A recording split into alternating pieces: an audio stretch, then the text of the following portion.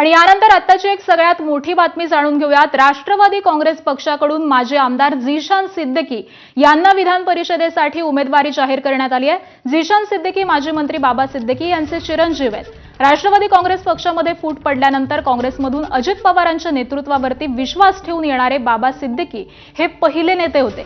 तर बाबा सिद्दीकी यांच्यानंतर विधानसभेपूर्वी झीशान सिद्दीकी यांनी राष्ट्रवादी काँग्रेस पक्षामध्ये प्रवेश केलेला होता आणि त्यांनाच आता विधान परिषदेची उमेदवारी ही जाहीर करण्यात आलेली आहे। खरं तर याआधी देखील त्यांचं नाव हे चर्चेत आलेलं होतं आणि त्यानंतर हा निर्णय झालेला आहे।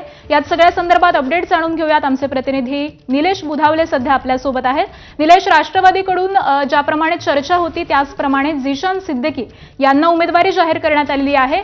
काय नेमकी यामागची कारणं होती, कसं हा निर्णय घेण्यात आलेला आहे? जी राष्ट्रवादी काँग्रेस पक्षातील वरिष्ठ सूत्रांच्या माहितीनुसार असं सांगण्यात आलेलं आहे की ज्यावेळेस अजित पवारांना वेगळा पक्ष स्थापन करण्याचा निर्णय घेतला आणि त्यानंतर प्रामुख्याने जर आपल्या नेतृत्वावर विश्वास ठेवून कोण पहिला नेता आला असेल तर काँग्रेसमधून बाबा सिद्दीकी यांचं नाव होतं आणि त्याच वेळी त्यांना MLC देण्यासंदर्भामध्ये सांगण्यात देखील आलं होतं।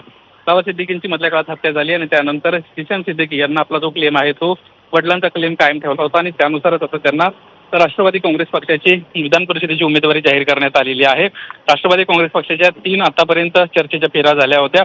त्याच्यामध्ये कोर कमिटीनं एकत्रितरित्या हा निर्णय घेतलेला आहे। पक्षासाठी मुंबईमध्ये पक्ष वाटण्यासाठी हा निर्णय आपण घेत आहोत अशा पद्धतीची माहिती देखील आपल्याला राष्ट्रवादी काँग्रेस पक्षाच्या वतीनं मिळालेली आहे। बाबा सिद्दीकी हे काँग्रेसमधलं मोठं नाव होतं आणि त्यानंतर झीशान सिद्दीकी हे देखील राष्ट्रवादी काँग्रेस पक्षामध्ये आले होते।